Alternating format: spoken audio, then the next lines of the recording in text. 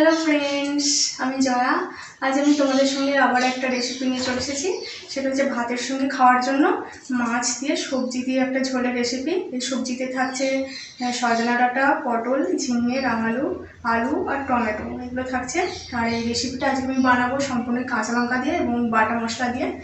আর এখন তো তোমরা জানো প্রচণ্ড গরম পড়েছে, আর এখন তেল ঝাল এইসব মাংস এইসব খেতে ইচ্ছা করে না। মাছ দিয়ে পাতলা ঝোল এগুলো একটু শরীরের পক্ষেও ভালো, আর খেয়েও শান্তি। আমরা তাহলে দেখে নিই আজকে আমি কীভাবে রেসিপিটা তৈরি করছি। চলো, রেসিপিটা শুরু করার আগে একটা তোমাদের কাছে রিকোয়েস্ট করব, তোমরা আবার চ্যানেলটাকে প্লিজ সাবস্ক্রাইব করো। তোমাদের একটা সাবস্ক্রাইব আমাকে আরও এমন নিত্য নতুন অনেক ভিডিও বানাতে আমাকে উৎসাহিত করবে। তো প্লিজ আমার চ্যানেলটাকে সাবস্ক্রাইব করো।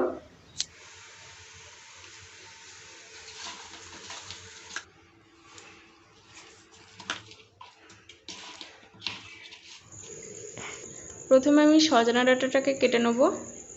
সজনা ডাঁটাটাকে কেটে আমি জলের মধ্যে রাখবো। এরপর ঝিঙেটা কেটে নিচ্ছি। ঝিঙেটা দেখছো তোমরা কেমন করে আমি কাটছি। পটলটা কেটে নিচ্ছি। পটলটা সরু সরু করে কাটতে হবে। রাঙালুটাও কেটে নিচ্ছি। রাঙালু মানে মিষ্টি আলু, এটা দেখছো তোমরা কেমন করে আমি কাটছি। এরই মতো করে আমি আলুটাও কেটে নেব।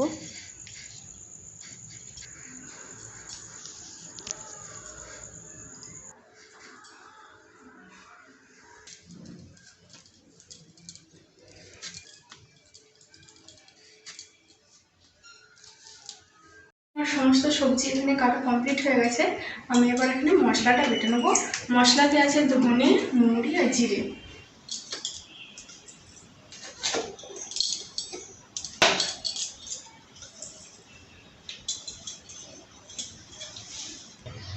আমার ধনে মৌরি জিরেটা বাটা হয়ে গেছে। এবার আমি আধ ইঞ্চির মতো আদা আর 5-6টা কাঁচা লঙ্কা বেটে নেব।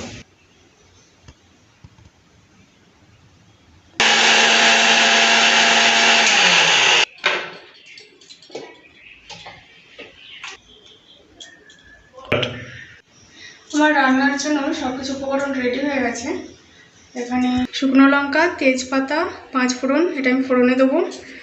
এখানে আছে আদা আর কাঁচা লঙ্কা বাটা, ধনে মৌরি জিরে বাটা, মাছটা রয়েছে, এখানে সবজিগুলো সব কাটা রয়েছে। আমি এবার রান্নাটা শুরু করব। কড়াই গরম হয়ে গেছে। এবার আমি পরিমাণ মতো তেল দিয়ে দেবো মাছ ভাজার জন্য। তেল ভালোভাবে গরম হয়ে গেছে। তেলটা গরম হলেই মাছটা দেবো। এবার আমি মাছটা দিয়ে দিচ্ছি।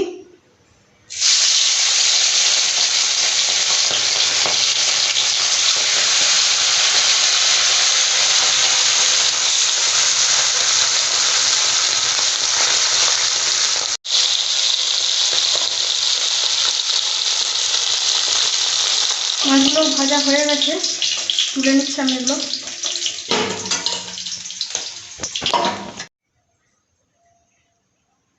এবার আমি একে একে সব সবজিগুলোকে ভেজে নেব। এর জন্য আমি তেল দিয়ে দিলাম।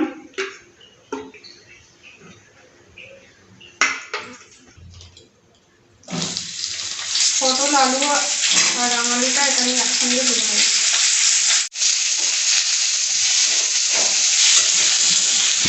সবজিগুলো আরও কিছুক্ষণ ভেজে নেওয়ার পর এবার আমি ডাঁটাটা দিয়ে দেবো। ডাঁটাটা দিয়ে আরও কিছুক্ষণ নাড়িয়ে নেবো।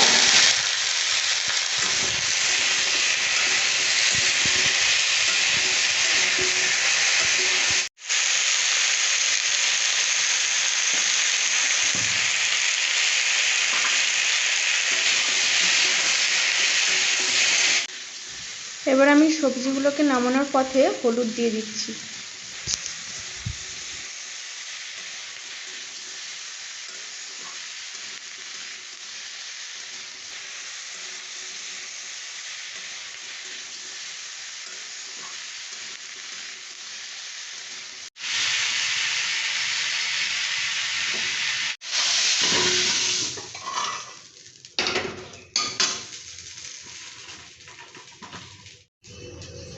এবার মশলা ভাজার পালা।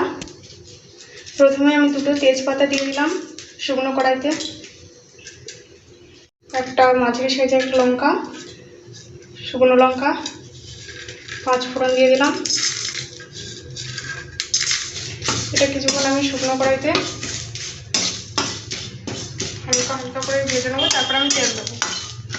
এটা কিছুক্ষণ হালকা করে ভেজে নেওয়ার পর এবার আমি একটু তেল দিয়ে দিচ্ছি। মশলা ভাজার জন্য যতটা তেল প্রয়োজন আমি একবারেই তেলটা দিয়ে দিচ্ছি। এখানে আদা আর কাঁচা লঙ্কার পেস্টটা দিয়ে দেওয়ার পর হলুদ গুঁড়ো আর পরিমাণ মতো নুন দিয়ে দিলাম।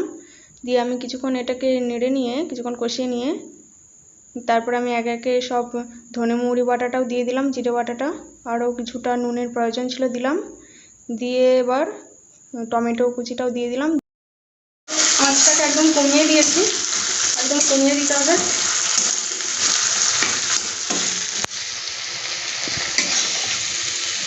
মশলাটা কষানো হয়ে গেলে আমি গ্যাসটাকে বন্ধ করে দিয়ে এক সাইডে আমি সবজিগুলোকে সেদ্ধ করতে বসিয়ে দিই।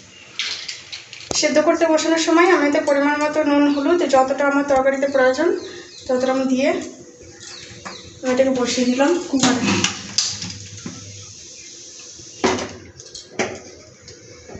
সবজিগুলো আমার কুকারে সেদ্ধ করা হয়ে গেছে। এবার আমি এই সেদ্ধ করা সবজিগুলোকে মশলার মধ্যে ঢেলে দেবো। আমি সবজিগুলোকে কুকারেতে বেশি সেদ্ধ করিনি, কারণ আমাকে মশলার সঙ্গে আরেকটু আমাকে সেদ্ধ করার জন্য কড়াইতে রাখতে হবে। সেদ্ধ করে নেওয়ার পর আমি এবার মাছগুলো দিয়ে দেবো। মাছগুলোকে একটু ঝোলের মধ্যে ডুবিয়ে দেবো।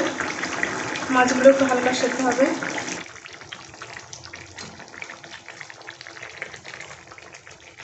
মাছগুলোকে দিয়ে অনেকক্ষণ ফোটানো যাবে না ঝোলেতে, তাহলে সেটা একদম নরম হয়ে যাবে আর খেতে অতটা ভালো লাগবে না।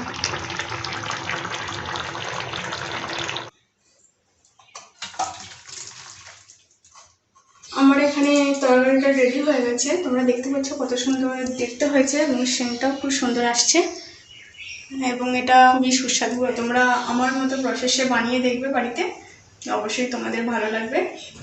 তো বন্ধুরা, আমার আজকে এই মাছের সবজির ঝোলের রেসিপিটা কেমন হয়েছে এটা আমাকে অবশ্যই জানাবে। আর লাইক করো, কমেন্ট করো, কমেন্ট আমাকে জানিও কেমন লেগেছে, আর শেয়ার করো আত্মীয় স্বজনদের সঙ্গে। আর প্লিজ আমার চ্যানেলটাকে সাবস্ক্রাইব করো প্লিজ।